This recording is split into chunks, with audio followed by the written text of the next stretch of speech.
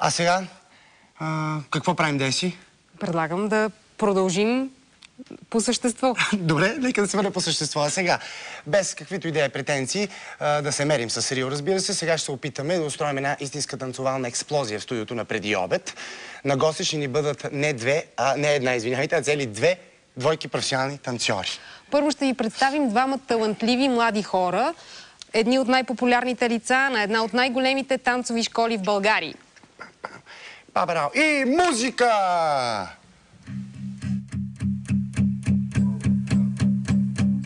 There's a fire starting in my heart, reaching a fever pitch and it's bringing me out the dark. Finally, I can see you crystal clear. Go ahead and sell me out and I'll lay your ship bare. See, I'll leave with every piece of you. Don't underestimate the things that I will do. There's a fire starting in my heart, reaching a fever pitch and it's bringing me out the dark. The scars of your love remind me of us. They keep me thinking that we almost had it all. The scars of your love, they leave me breathless. I can't help feeling we could have had it all. Into tears, you have my heart inside. And you played it to the beat. Baby, I have no story to be told, but I've heard one on you and I'm gonna make your head burn. Think of me in the depths of your despair. Make a home down there as mine sure won't be shared. Невероятни сте. Много ни е приятно. Страхотни сте. Добре дошли. Здравейте, нека да поканим Кремена и Фил. Здравей. Заповядайте. Заповядайте. Жените на дивана, мъжете на пейчета. На дървената пейка. Как сте? Освен, че танцувате наистина невероятно и ни заредихте с супер готини настроения, да и с зрителите да е така. Вие сте много добри танцори, аз съм ви виждал и друг път. Да, танцували сме пред тебе и друг път сме танцували. И какво сега? Школата ви става на 3 години, академията. Стана преди на 3 години, да. На коя преди дата? няколко дни. По принцип тя стана в края на януари, но тъй като много празници имаше през януари, ни чествахме преди 2 дни на 18-ти. Предполагам, самата и народ е минал през вас за тия 3 години, да се научат да танцуват. Да, много хора минаха. Определена бройката, която имаме като клиенти и като посещаемост, наистина е огромна и това наистина е много хубаво, защото това показва, че хората вече нямат някакви предразсъдъци към танците и успяват да се забавляват в момента и го търсят, което е супер. А кризата се пак отразява ли се? Защото криза, нали, всеки се оплаква, че по някакъв начин от гледна точка на бизнеса са му се променили и влошили нещата. При вас как е? Някой беше казал, че в ентертеймента кризите не се усеща толкова много. Естествено, че имаше момент на лек спад и така нататък, но като цяло хората се забавляват. Може би в трудните моменти всеки търси някъде нещо да направи, за да забрави проблемите си. Да избие стреса. Да избие стреса, да. Не случайно и танц е една малка терапия такава, която избива стреса. Тоест не малка, доста сериозна. Активна такава. Активна. Да, в този смисъл, може би даже на вас ви се отразява добре, всъщност. Не бих казал добре, когато цялата страна страда, но пък хората се забавляват. Това е най-важното. Вие колко години се занимавате с танци? Аз лично от 18. От 18 години? От 18 години се занимавам с латино танци, като по-голямата част съм била професионален танцор и състезател. Ти, Фил? Аз от 20. Да, браво. Тук има малко по-опитен. Да.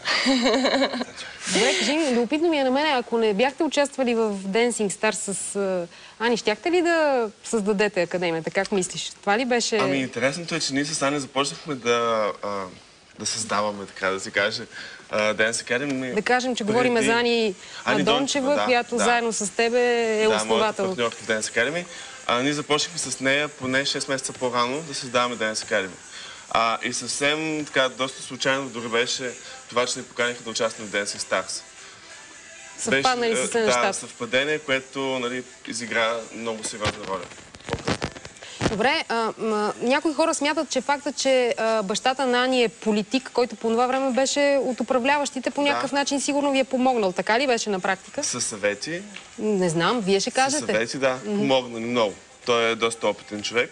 И така ни насочваше много внимателно в нашите... И ви ориентираше правилно в бизнеса ли? Въобще, как трябва да се случват нещата? Защото вие сте танцори, все пак не сте бизнесмени, нали? Научихме се да бъдем и двете. Много постепенно, да. Предлагам сега да поканим ваши колеги, с които сте работили, а предполагам и в момента работите понякога заедно. Мариана Игова и Вангел Стоянов. Музика! Да.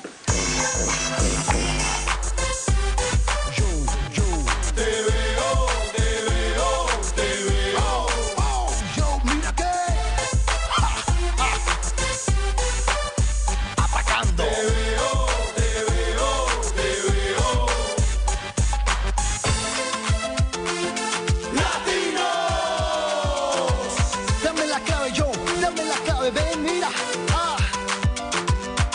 esto es una producción de Bernard Gang in the house. Seo Fernández, ataca yo. Te veo por aquí, por allá. Te veo por aquí, por allá. Te veo por aquí, por allá. Te veo por aquí, por allá.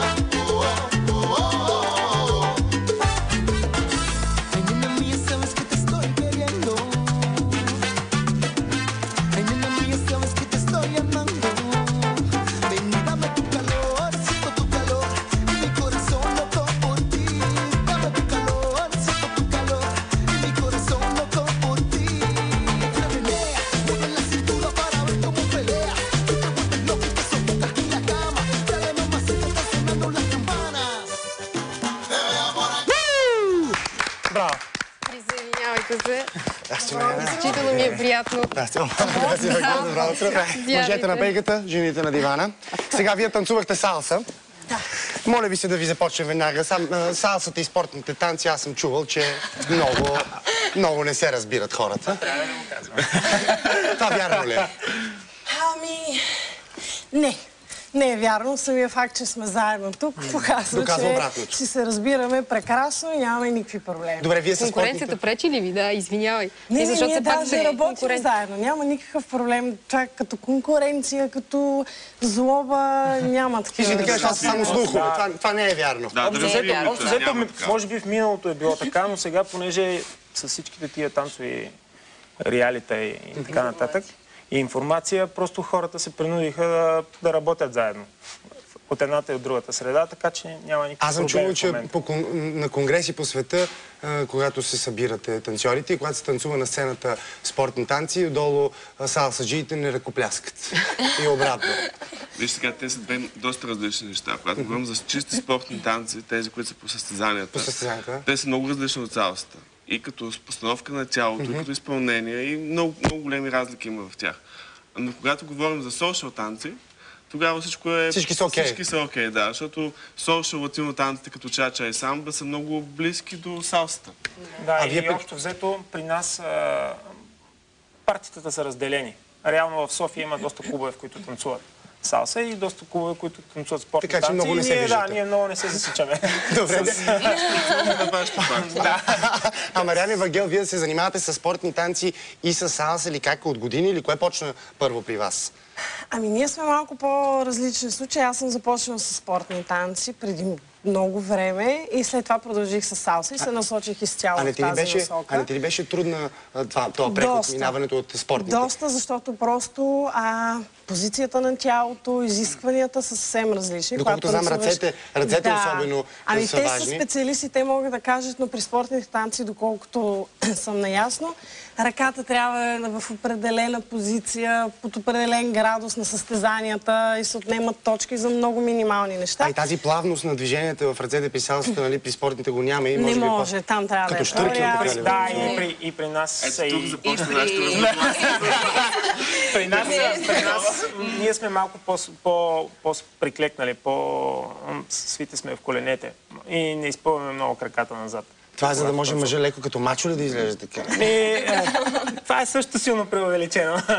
Все пак тази полза не е ли нещо такова да показва? Не, той води нещата, говорим за как си? чисто технически начин на стъпване. Технически, да. Да. Добре, за двойките да си поговорим сега малко. Аз знам, че в средите на танците между танцорите има много често двойки, които са гаджета. Сега това пречи ли, помага ли, какво прави? Вие май никога не сте Сигурно видели. се случва непрестанно, всъщност предвид естеството на танците, сигурно пред очите ви непрестанно се раждат нови и нови двойки. Случва се, по принцип това е нормално, просто някой път, когато двама души прекарват преклено, понеже когато се тренира в една среда, когато се занимаваш професионално с това, се налага да прекарваш голяма част от ежедневието си в танцовите зали. И понякога има такива ситуации, в които това се случва. Не мога да коментирам дали е добре или не. Всеки сам си преценя за себе си как се чувства добре. Естествено, в някои случаи това пречи, защото естествено, ако има някакви разногласия в личен план, естествено това се отразява и върху танците, естествено. Но има и случаи, в които помагат, защото тази близост, която създава между двама души, до някаква степен помага. Аз предлагам Мариана и Вангел да кажат, защото те имат личен опит, така да се каже. Вие сте били двойка и в живота, нали така? Да, когато се запознахме... Това преди много години. Няма да казваме преди колко. Не, искам да кажа, да не се объркна сега някой човек, че тук се случват сега в момента. Да, това беше преди много време. Запознахме се, бяхме заедно и в личен план, след това станахме партньори, разделихме се в личен план. Но си останахме партньори. Останахме партньори, да. Все пак сигурно има някакъв период, в момент, в който е трудно, като се разделяш с един човек, да запазиш наистина добри професионални отношения, или? Не мога да кажа, че е лесно, нали? Така, няма никакъв проблем, всичко е окей, но факт е, че танца ни свързва. И това е най-важното за нас. И оттам нататък всички разногласия в личен план се пренебрегват и продължаваме напред. Браво, това са силни характери трябва за тази работа, защото... Мъжката гледна точка. Доста май. По този въпрос. Общо взето при нас много трудно се намира някой, който наистина да желае да се занимава изцяло и само с това нещо, защото нашия живот е доста труден танцорския. Долу-горе, когато започва работния ден на хората, ние тогава... ние тогава приключваме и по същия начин нашия работен ден започва от 6 вечерта и продължава доста до късно. И така много трудно се изграждат някакви нормални отношения с човек, който е извън нашите среди. И доста компромиси трябва да се правят, но да, няма проблеми. Щом си намерил подходящия човек, за да правиш, защото това вече се превръща и в бизнес, не само в лични отношения. И когато си намерил подходящия човек и знаеш, че ще се допълвате, защото ние двамата с Мари доста добре се допълваме. И те нещата се случват и вървите напред. Добре, в този смисъл задължително или не да има химия все пак между партньорите, нали, някакво отношение да има, някаква химия между двама партньори. Това задължително условие ли или може да танцуваш с някого, с който не се усещаш съвсем, пък добре технически стават нещата? Според мен трябва да има някаква химия. Не говорим... защото когато двама души танцуват, те трябва да пресъздадат по някакъв начин танца. И ако няма тази химия между тях, не говоря химия в любовен план, естествено, говоря за химия, т.е. начина по който се усещат, защото това е много важно, когато танцуваш с даден човек, да можеш да усещаш. Има, примерно, в латиноамерикански танци румба е един от танците, в който трябва да се покаже доста голяма близост с партньора, защото се води, нали, танца на любовта. И затова е необходимо, естествено, да има и някакъв тип привличане между двамата. Да, някакво малко харесване трябва да Ние с Деси също се харесваме. Може и да се научи някой от нас да танцуват. Имам пред себе си. Ще те почне. Мене ми е любопитно, като ги казват всички тия неща, как процедирате с хората, които идват при вас и какви хора идват при вас? В смисъл, предполагам, има от до... При нас идват всякакви хора. Картинките са абсолютно цветни. Някои търсят запознанство, някои търсят място, къде да се оттърсят от някаква връзка. Друг търси просто някакво приятелство и развлечение. Всеки търси различни неща и всеки намира различни неща. Добре, от всеки ли може да излезе танцор? Според мен това ме... От всеки не може да излезе професионален танцор. От всеки може да излезе танцор, който да може да танцува. Да се забавлява през танца, да може да го прави. Да, общо взето, то е реално, каквото и да си говорим, жените ходят за да танцуват. Мъжете отиват заради жените. Няма как да се... Това винаги ми е правило много лошо впечатление.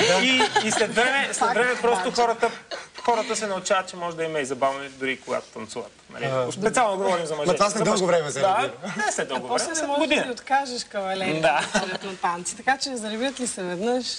Много ми е видно, кои са най-възрастните хора, с които сте работили. В смисъл такива, които никога не са танцували и примерно в един момент на 40 или на 50 или не знам на 82. Сериозно? Аз имам група с... Аз имам група с вашата позната Марта Бачкова. И както се стояхме един ден, в един момент дойдоха две жени, които бяха, те си казаха на 82 години, едната на 83, с колко вдигнати, с високи токове, влязаха в залата и ние унимяхме. Браво! Аз се чудих какво направя с тях. Дали да ги въртя или само да ги трипам. По-добре да не ги въртиш. Но това беше рекорд. Медицинска застраховка трябва. И как се развиха нещата, защото аз мога Евала да им кажа на тези жени, че на 82 са... Идоха няколко пъти, но постепенно, нали, така, разредиха участието си. Но това няма никакво значение. Въпросът са човек дошли... може да опитва, независимо от на каква възраст все пак танци. Възрастта няма значение, никаква. Не само жени, примерно в моята група имаше по-активна танци, един човек, който мисля, че е около 80, не му знам точната възраст, но аз искрено му се радвах, когато го виждах. Той идва наистина доста често и просто да видиш такъв човек, който влиза в танцовата зала и не го интересува нищо, защото някои хора, нали така, някой път го гледат странно, примерно. За тях може да не го приемат така. Има такива, които само наблюдават, нали? Идват ли в залата само за да наблюдават или вие не пускате? Наблюдават първите две тренировки, след това се включват. След това се включват вече. Да. А колкото за възрастовата, при възрастовата граница в салса средите или по-скоро в световното по салса има и група за сеньори, мисля, че се води. И нямате представа тия лелки на по 60-70 години. Какви неща правят? А ходят ли атрактивно облечени? Да, естествено. Те си с костюми. Както си му реде? Да, като на състезание. И са уникални. Просто и акробатики високи, и шпагати, и всякакви такива неща. Добре, доколкото разбирам, вие първи сте започнали да преподавате кизомба, което се води анголско танго, нали така? Танго, да. Танго, точно така. Танго. Какво е особеното при този танц? И нека Мари да каже, тя е малко по историята. Анголското танго, съвсем накратко. Произлиза от Ангола в края на 80-те години. То е, мога да кажа, смесица между бачата, това е един вид доминикански танц, и танго аржентинско. Като бих казал, че е по-скоро в неговия сошъл вариант. Тоест много по-спокойно можеш да танцуваш с непознати хора, стига да си научи основните... Бейсика, както се казва. Точно така, и да си овладял техниките долу-горе. Много интимен, много близък танц е кизомбата, музиката е моята любима. Наистина е невероятно да слушаш тази музика. Може постоянно да я слушаш. Има и танц, има и музика, нали? Това да стане ясно. И така, това е общо заето. А вие можете ли да демонстрирате малко кизомба? Разбира се, да. Ама... С Деси малко. Айде, Деси, да видиш сега. Айде да видим сега. Колко е страшно. Мари няма ли да се включи? Хайде, и вие. Добре. С мен. Сега, да. В такъв случай. Само да видим как да... Да, жените трябва да застават от това. Така ли? Трябва да ни виждаш. От коя страна трябва? Ето така трябва. Ма така сме в гръб. Хайде и да кажете кога да пускат колегите музика. Бавничко. Сега, първо, много е важен контакта. Да, я чакай. Трябва да... Момент. Да, поправи нещата. Така ли, Котара? Той е доста близък толкова. Ма той е доста близък толкова. Да, да. Затова е хубаво да си приветлив на външен вид. Добре, ни приветли. Да не плашиш партньора. Да не плашиш партньора. Имаме основния ход, който е в страни, Да ни пускат и на музиката. място и събираме. И това е. Страни, на място и събираме. И раз, и два, и три. Не дигаме дясно. Раз, и два, и три. Раз, и два, и три. Раз, и два. Леко завъртаме. И раз, два, три. Раз, два, три. Раз, два, три. И си готов. Два и три. И той се пуска. Да, само не е... Да, няма толкова. Няма така такива се неща. седи и се дава. Събираш Прилепваш. Малко мене ми е неудобно сега. С развитието на танца ще стане малко по-комфортно. Добре, има ли развитие на танца? Да. То е след танца ли? Да, нека да ми пуснат музиката. Развитието на танца кога е? След това ли? Да, свиваме колене.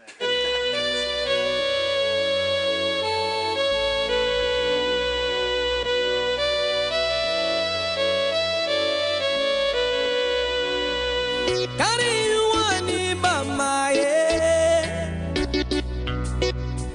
Kateluani miva Asitia naona pula pula pula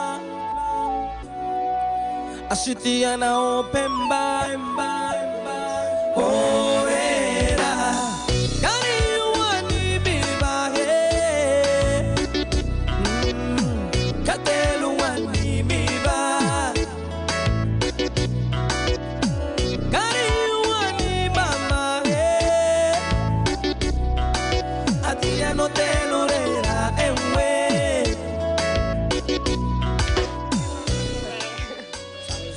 Накрая следва поклон. Ние да... Много ни е приятно. Ма това много хубаво това танц. Така ти става топло едно. Да. Става ти едно топло, едно такова задушевно, така почва. Това от контакта ли идва? Голям кеф. Що не станах танцор, да? Може и да станеш, никога Вече не е е много късно, аз съм на 30 години. Добре, изключително много ви благодаря.